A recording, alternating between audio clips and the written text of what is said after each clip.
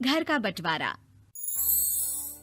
अरे विनोद, तूने हलवाई को सारा सामान तो दे दिया है ना? अक्षय की शादी में कोई कमी नहीं रहनी चाहिए।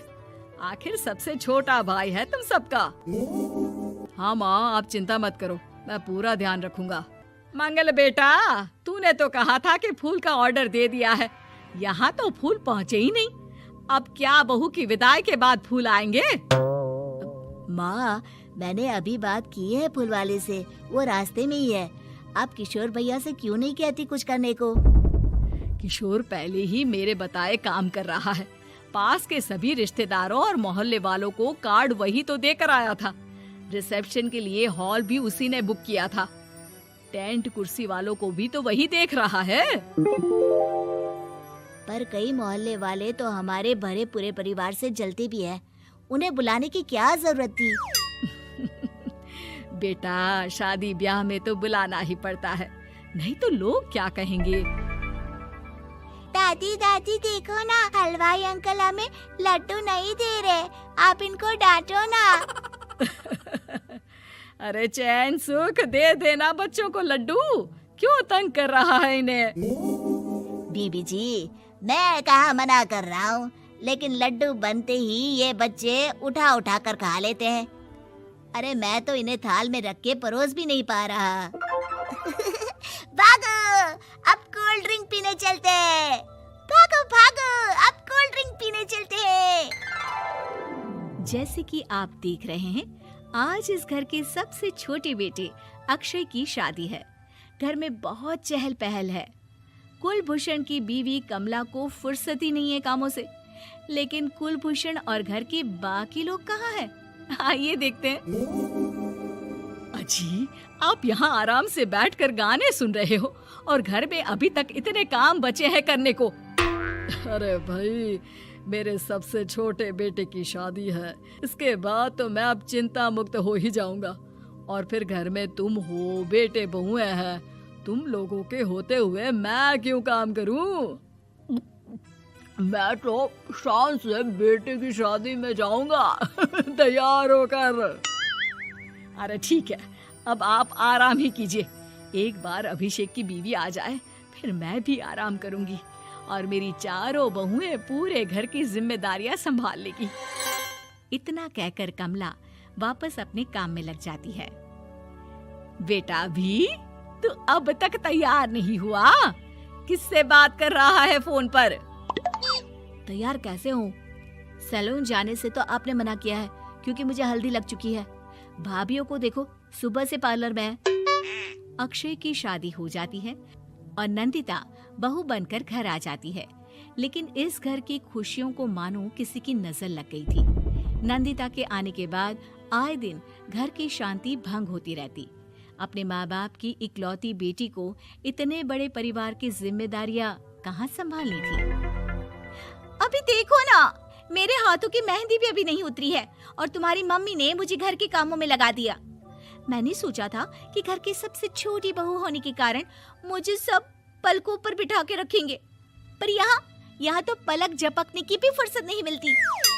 देखो नंदू, शादी के पहले ही मेरे घर वालों ने तुम्हें और तुम्हारे पेरेंट्स को बता दिया था कि मैं जॉइंट फैमिली में रहता हूँ, तो फिर अब ये शिकायत क्यों? और फिर तुमसे पहले मेरी भाभी भी तो आई थी शादी करके, उन्होंने तो कभी कुछ नहीं कहा। नंदिता तब तो चुप हो जाती है, लेकिन ऐसा बहुत दिनों तक नहीं चलता। अरे नंदिता, माँ बाबूजी की दवाई का टाइम हो गया है, उन्हें दवाई दिलाओ और उसके बाद सबके लिए नाश्ता बना देना। पर भाभी, मैं तो अभी अपना फेवरेट सीरियल देख रही हूँ। प्लीज मेरी जगह आप कर लो ना ये काम। ठीक है, मैं तेरी जगह माँ बाबूजी को दवाई दे आती हूँ और नाश्ता बना लेती हूँ। तू मेरी जगह पूरे घर की डस्टिंग करके 5 बच्चों को स्कूल के लिए तैयार करके भेज देना और दोपहर का खाना बनाने के बाद कपड़े धोकर सुखा देना। उसके बाद हम दोनों मिलकर बाजार जाकर सब्जी ले आएंगे, फिर डिनर की तैयारी कर लेंगे और उसके बाद बस भाभी, मैं माँ बाबूजी को दवाई देकर सबके लिए नाश्ता बना देती हूँ। हे भगवान, ये कहाँ लाकर फंसा दिया मुझे। मेरे घर में तो गिनती की 8 रोटियां और 2 सब्जी बनती थी और नाश्ता निपट जाता था, यहाँ तो रोटियों का ढेर और सब्जियाँ बड़े बड़े पतीलों में बनानी पड़ती है। नाश्ता बनते बनते लंच का टाइम हो जाता है और लंच बनते बनते डिनर का। अभी मुझ में तुम्हारे पूरे परिवार का नखरा उठाने की और ताकत नहीं बची। मैं ऐसे नहीं रह सकती। अरे तो क्या चाहती हो तुम? मुझे अलग रहना है बस। तो ठीक है, हम कल ही शिफ्ट हो जाएंगे किराए के घर में। इतना बड़ा घर होते हुए हम किराए पे क्यों रहेंगे? ना जी ना, घर में ही दीवार खड़ी करो अपने हिस्से के आगे। घर के साथ साथ घर की खुशियों में भी दीवार खींच जाती है। ऐसे ही कई महीने बीत जाते हैं और नंदिता माँ बन जाती है। बच्चे के आने से अभिषेक के कंधों पर खर्चों का बोझ आ पड़ता है।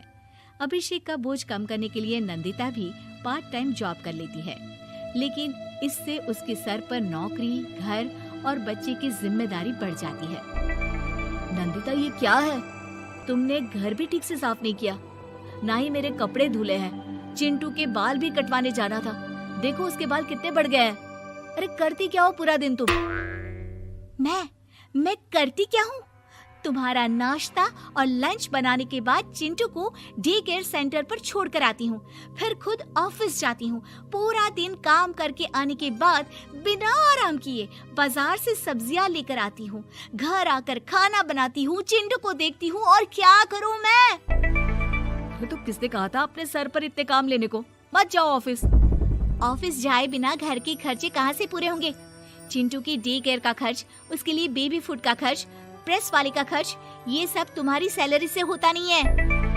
अगर परिवार से अलग नहीं होती तो इतनी मुसीबतें नहीं उठानी पड़ती तुम्हें परिवार के साथ मिलकर काम करने में दिक्कत थी, लेकिन काम तो अब भी बहुत है तुम्हारे सर पर। चिंटू को भी डे केयर भेजने की जरूरत नहीं पड़ती। उसको गोद में खिलाने के लिए दादा दादी और घर के सभी बड़े होते। उसके साथ खेलने के लिए उसके भाई बहन भी होते। मेरे तीनों बड़े भाइयों के बच्चे भी बड़े हुए हैं, लेकिन बिना महंगा बेबी फूड खाए, क्योंकि मेरी माँ और भाभियाँ बहुत अच्छे से जानती है कि बच्चे को क्या खिलाना चाहिए। बिजली के बिल जैसे खर्चे भी सब मिलकर बांट लेते थे। लेकिन तुम्हें तो सबसे अलग रहने में ही मजा आता है, तो अब शिकायत क्यों करती हो? बस करो अभिषेक, बस करो। मैं मानती हूँ कि मैं गलत थी। मेरे एक गलत फैसले ने हमें बिल्कुल अकेला कर दिया है सबसे। एक घर में होते हुए भी हम बाकी परिवार से अजनबियों की तरह रह रहे हैं। अभिषेक और नंदिता की सारी बातें घर के बाकी लोगों को सुनाई दे रही थी। तभी कमला बोल पड़ती है। अरे नंदिता बहू, किसने कहा कि तुम अकेले हो? तुम्हारा इतना भरा पूरा परिवार है ना तुम्हारे साथ। हम तो बस ये चाहते थे कि तुम अपनी गलती समझ जाओ। अगर हम तुम्हें समझाते तो शायद तुम ना समझती, लेकिन अपनी गलती का एहसास तुम्हें खुद हो गया है, तो अब तुम समझ चुकी हो परिवार में एक साथ रहने का मोल क्या होता है। मम्मी जी, मुझे माफ कर दीजिए, अब ऐसा दोबारा कभी नहीं होगा। अरे माफी बाद में, पहले मेरा पोता जरा मेरी गोद में तो दे, और तू जाकर सबके लिए चाय बना ला।